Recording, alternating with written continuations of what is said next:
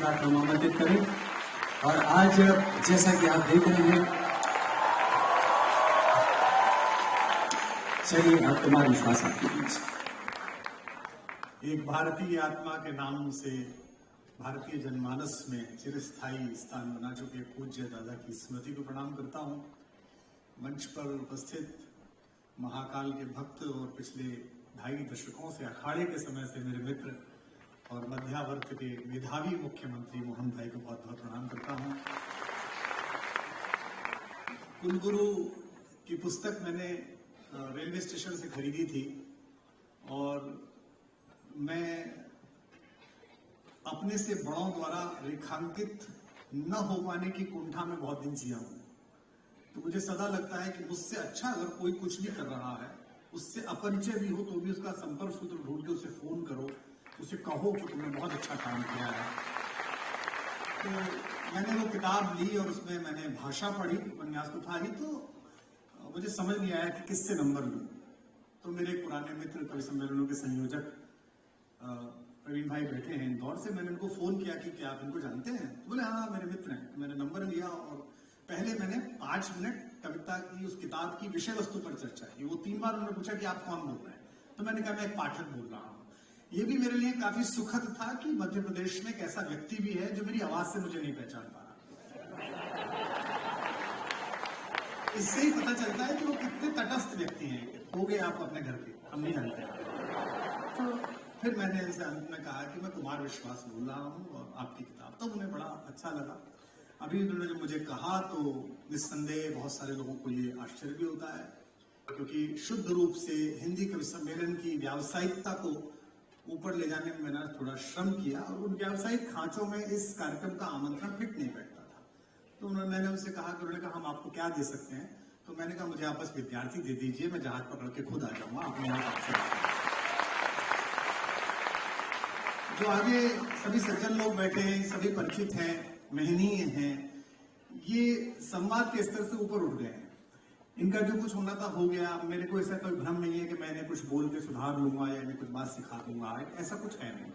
जो पीछे बैठे उनके सामने पूरा कर्म क्षेत्र पड़ा हुआ है, सबके सामने। और सबसे अच्छी बात यह है कि आप सब में से अधिकांश लोग यहां से पढ़ने के बाद मेरे घर आने वाले हैं। मैं नोएडा में फिल्म सिटी के पास रहता हूं, जहां 200 चैनल, सारे अखबारों के स्टूडियोज हैं, वहां काम भी करता हूं।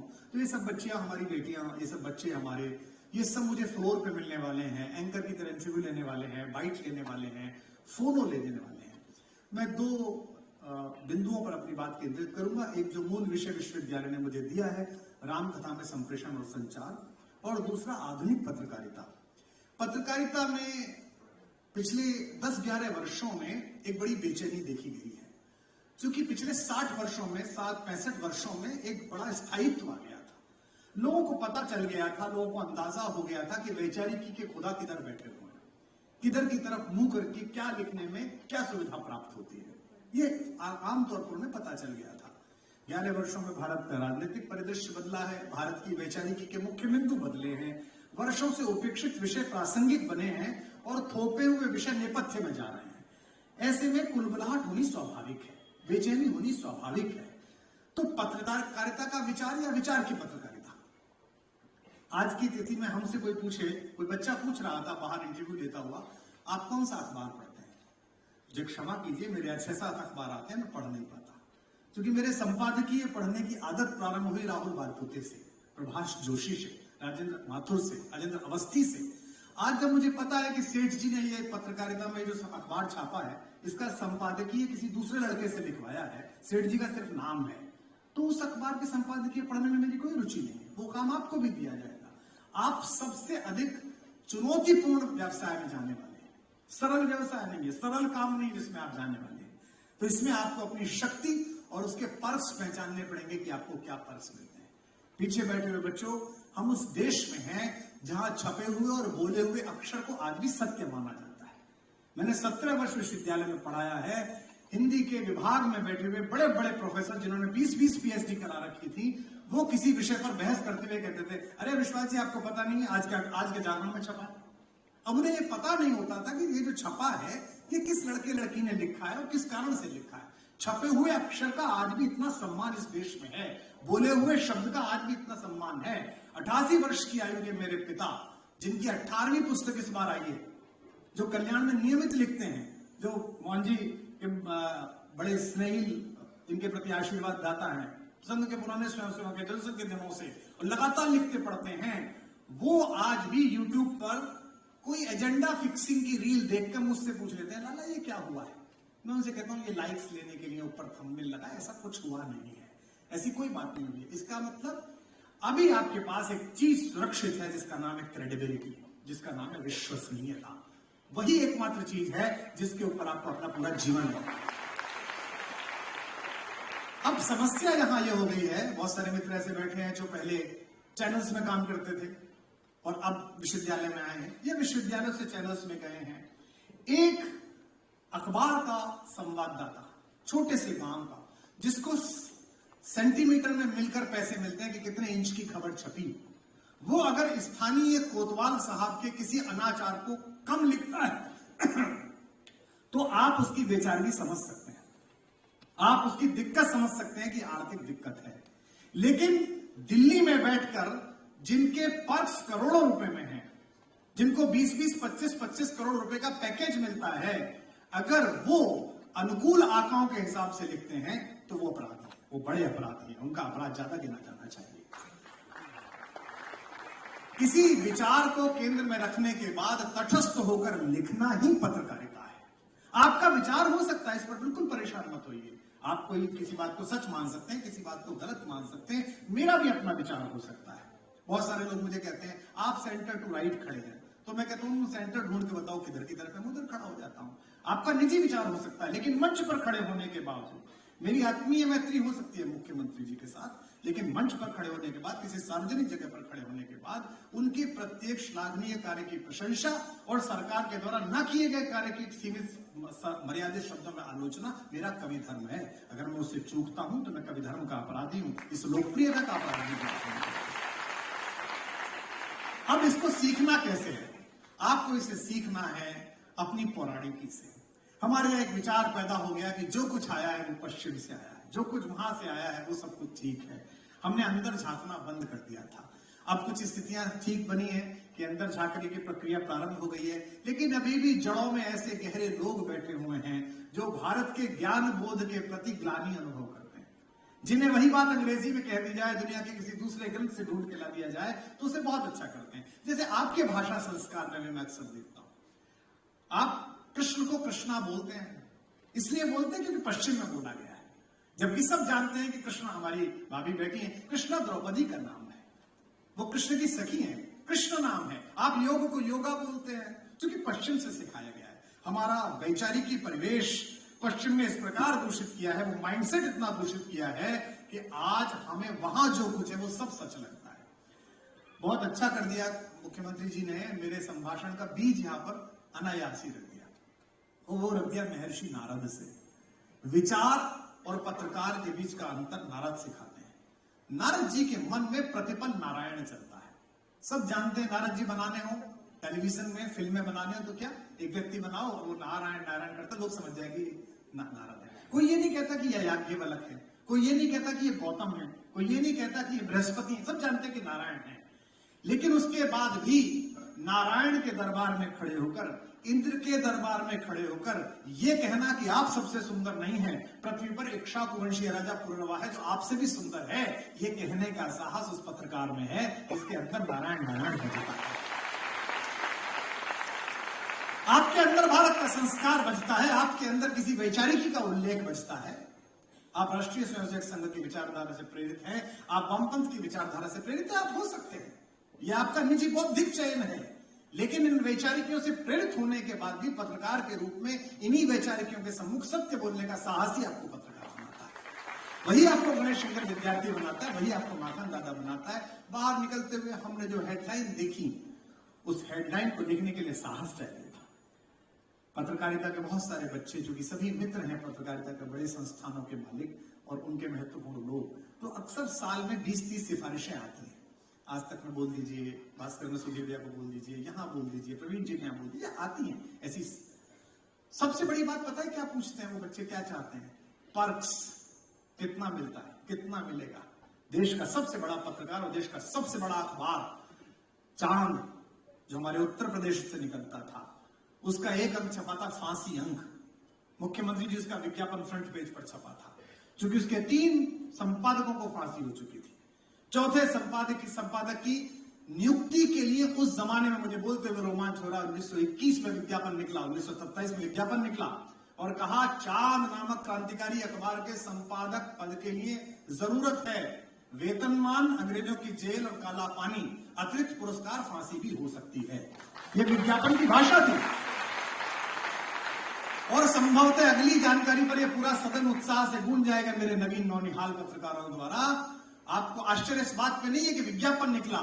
उस जमाने में जब बीए पास होना बड़ी बात होती, शिक्षा पास करने बड़ी बात होती थी, 123 पूरे भारत से नियुक्तियों के लिए आवेदन आए कि मुझे रख लीजिए, मुझे रख लीजिए, मुझे। यानी कि भारत के 123 बीए पास लोग तैयार थे कि अंग्रेज के खिलाफ लिखना है और फांसी मिलनी है, तो इस पत्रकारिता के वेतनमान के लिए मैं तैयार हूं। दूसरी बड़ी चिंता है अध्ययन की। ये आपको कुलगुरु और आपके प्राध्यापक लोग यह सिखा सकते हैं कि वैचारिकी को और खबर को कैसे ट्रीट किया जाना है, लेकिन खबर की पूर्व पीठिका क्या है, उसका अध्ययन क्या है। वर्तमान पत्रकारिता का जो संस्थान है वो आपको इसकी अनुमति और समय नहीं देता। वो आपको इतना व्यस्त रखता है कि आप समय नहीं। यूक्रेन पे एक लड़की बात करने बैठती है, अगर उसको चैनल से हटाकर भारत विश्व का नक्शा बिठाकर ये कहा जाए यूक्रेन कहां है, तो 25-30 बार के प्रयास के बाद वो बता पाएगी यूक्रेन कहां है। और वो यूक्रेन पे बात कर रही है, क्योंकि उसके कान में ईपी लगा हुआ है, अंदर से बोला जा रहा है कि ये पूछो।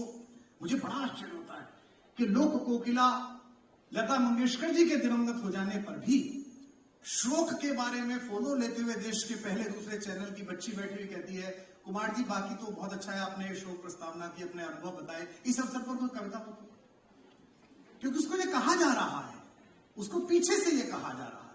तो एक पूरी पीढ़ी अखबार के बिना प्रशिक्षण के वहां तक पहुंची है। यहां जिन लोगों को कैरियर बनाना है वो कुछ भी कर लें।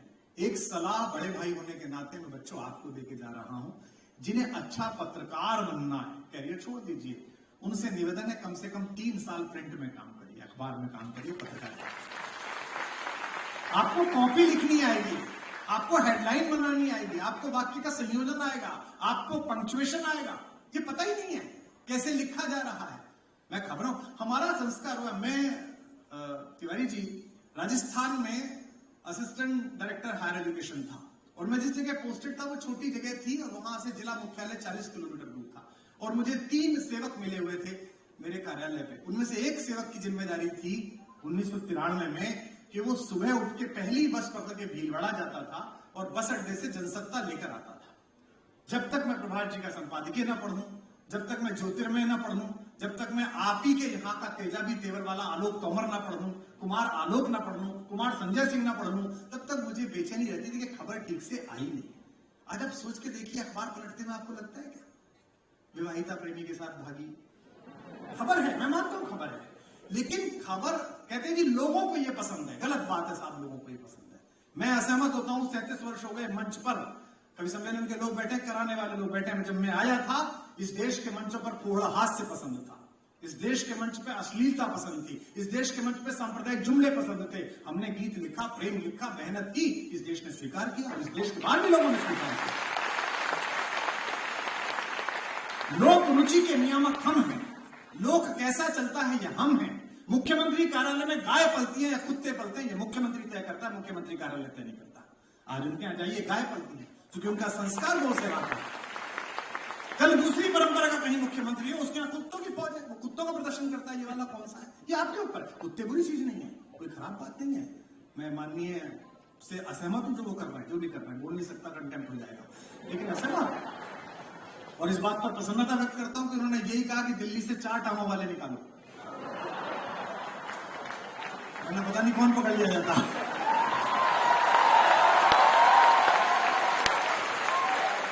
लेकिन ये निजता का संस्कार है, ये निजता का संस्कार है कि व्यक्ति तय करता है कि उसे परिसर कैसे चलाना है। विजय मनोहर तिवारी कैसा परिसर चलाएंगे, लेकिन ये उन्हें जानने वाले लोग जानते हैं कि कुल गुरु का कार्यालय ईमानदारी से चलेगा। एक पैसे की भी हेरफेर इस विद्यालय में नहीं हो सकती, इस विश्वविद्यालय में नहीं हो सकती। ये उन्हें जानने वाले लोग जानते हैं। जो सारी स्प्राहों को छोड़ के अमरूद के पेड़ लगाने गांव चला जाए और उसे व्यवस्था बुला के कैंपस संभाल लो, उसको क्या करना है? उसके लिए वो पेड़ भी वैसे ही हैं जिनको संभालना था, पानी देना था, पत्ते छांटने थे, उनकी गुड़ाई करनी थी, उनमें खाद डालना था। और आप पेड़ भी वैसे ही हैं जिन्हें आने वाला कल का बड़ा कांदार पेड़ बनाना था। संप्रेषण देखिए इस देश में कैसे हुआ है। भगवान राम का संप्रेषण देखिए, कितना अद्भुत संप्रेषण है। हनुमान का संप्रेषण जो माननीय मुख्यमंत्री जी ने उसका उल्लेख किया, वो कितना अद्भुत संप्रेषण है।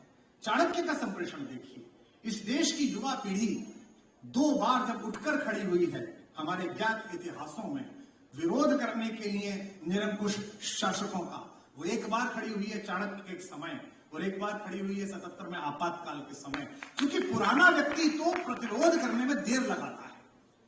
देखिए, बुरा मत मानिए, धीमे धीमे आग बुझती है, मस्तिष्क की मेधा की जिज्ञासाएं प्रबल होती है। मैं स्वयं खुद में महसूस करता हूं कि आज से 25 वर्ष पहले, 20 वर्ष पहले जो युत्सा थी, जो लड़ जाने की ताकत थी कि छोड़ेंगे नहीं, भिड़ जाएंगे, वो धीमे धीमे बंद पड़ी है। क्योंकि दोनों पक्षों को चेक करने का अभ्यास हो गया है। ठीक तो है, गलत तो नहीं है, गलत तो नहीं कर रहे हैं, आप में नहीं है। आप जरा सा खाना हॉस्टल में खराब हो जाए तो आप बजाने लगते हो लोटा, जरा सी कोई बात हो जाए तुरंत आप कुलगुरु का दफ्तर घेर के पहुंचाते हैं, सर ऐसा नहीं हुआ सर। क्यों? अच्छी है ये जो प्रतिक्रिया, ये निश्चल है, ये दर्पण की तरह है। हमारे दर्पण हमारे हों, सामने बैठे वालों के, ऊपर वालों के, हमारे दर्पणों पर फ्रेम बन गए हैं। किसी के पर चांदी का बन गया है, मुझ पर चंदन का बन गया है, किसी पर सोने का बन गया है, किसी पर सत्ता का बन गया है। हमारे फ्रेम पर बहुत सारे, हमारे कृष्ण बिहारी नूर का एक शेर है, मेरे जन्मदिन पर सबसे अजीब उपहार आते हैं मुख्यमंत्री जी। आप भी दिवाली पर भेजते हैं, मैं अक्सर देखता हूं मेरे जन्मदिन पर शाम को उपहार खोलते हैं बच्चे, और इतने उपहार आए, 25 तो गीता निकलती है, 50 मानस जी निकलती हैं और पेन निकलते हैं। तो मैं अक्सर उन पेन सेटों को देख के बांट देता हूं। तो फिर मैं लोगों से यही कहता हूं, कृष्ण बिहारी नूर का शेर, कि मुझसे क्या बात लिखानी है, मुझसे क्या बात लिखानी है कि अब मेरे लिए कभी सोने के कभी चांदी के कलम आते हैं। तो आप तक सबसे अच्छी प्रतिक्रिया युवाओं की होती है। चाणक्य ने इस क्षमता को पहचाना, एक गुरु ने इस क्षमता को पहचाना, और कुलगुरु जी और यहां बैठे हुए प्रोफेसर्स, इन सब जो बैठे हुए हैं, ये मत सोचना कि ये चैनल हेड क्यों नहीं बने और यहां क्यों आए हैं। ये वो सीखे हुए लोग हैं जो आपको सिखा सकते हैं। जब सेल्यूकस भारत में सिकंदर के प्रतिनिधि के रूप में रुका और उसका संघर्ष चाणक्य के शिष्य चंद्रगुप्त के साथ हुआ, तो ये 2 राजाओं की लड़ाई नहीं थी, ये 2 विश्वविद्यालय कैंपसों की बौद्धिक क्षमता का संघर्ष था। और इसमें राजाश्रय के सहारे पढ़ा हुआ अरस्तु का विश्वविद्यालय हार गया और जंगल से उठा हुआ चाणक्य का विश्वविद्यालय जीत गया। ये भारत का संघर्ष। चाणक्य ने जिन 5 लोगों को बात सिखाई कि अगर यूनानी आ गए तो आग लग जाएगी, महिलाएं दूषित हो जाएंगी, जंगल काट दिए जाएंगे, नदी खराब हो जाएंगी, उसने किसी राजसत्ताओं के तौर पर बात नहीं कही। उसने कही सार्थवाहों से जो गाड़ियां चलाते हैं, जो रास्ते पर बात करते हैं, उसने कही पिठ मर्दों से जो मालिश करते हैं, क्योंकि उस समय आदमी सबसे रिलैक्स रहता है, आदमी बात करता है। उसने कहा वैश्याघरों में, जहां आनंद प्रमोद के लिए लोग सुरापान के ले जाते हैं, वहां का। उसने कहा सार्थवाहों के साथ जाने वाले व्यापारियों से कि अगर आ गया तो सब छिन जाएगा। और इतना अद्भुत संप्रेषण हुआ, आप सब लोग उस पर शोध का विषय भी चुने, कि तक्षशिला से लेकर नालंदा तक बिना किसी चैनल के, बिना किसी और इंडिया रेडियो के, एक एक व्यक्ति को ये बात पता थी। और सेल्यूकस के साथ आए हुए यूनानी इतिहासकारों ने लिखा कि हमने विश्व विजय की, लेकिन सेना के अतिरिक्त गांव गांव से उठता हुआ प्रतिरोध, कुओं में जहर डालकर हमारा विरोध करने वाले लोग, हमारे रास्ते जला देने वाले लोग, खाई खोदने वाले ग्रामीण पहली बार हमने देखे। आम आदमी को इस प्रतिरोध के लिए तैयार किया चाणक्य के कम्युनिकेशन सेंटर ने, उसके पत्रकारिता का कौशल है। और यही बात आपातकाल के दौरान, मैं तो 7 वर्ष का था, छोटा सा था, और पिताजी शहर के सबसे समादृत व्यक्ति थे, संस्कृत के आचार्य, हिंदी के प्रोफेसर। एक दिन मैं सुबह उठा तो मेरी माँ बैठी हुई थी आंगन में, 5-7 मोहल्ले की औरतें, छोटा सा घर था 90 गज का, जिसमें 3 कमरे थे और बाकी टीन के छप्पर थे, टीन के शेड थे जिनमें हम सोते थे। जाड़ों बरसात के दिनों में थोड़ी ज्यादा रात को बरसात आ जाए तो आगे वाला खटोला उठा के पीछे किसी भाई के पास सोना पड़ता था। यही समय था। देखा तो माता बैठी हुई रो रही है और कुछ लोग खड़े, तो क्या हुआ? बड़े वाले भाई से पूछा, देखा पिताजी को पुलिस ले गई। तो हमारे मन में यह था कि पुलिस अपराधियों को ले जाती है, चोरों को, डकैतों को ले जाती है। लेकिन हमें पता चला कि अमर उजाला में उनका एक लेख छप गया संपादकीय के बगल में, उस समय की शासिका के खिलाफ, जिसकी तुलना उन्होंने औरंगजेब से कर दी।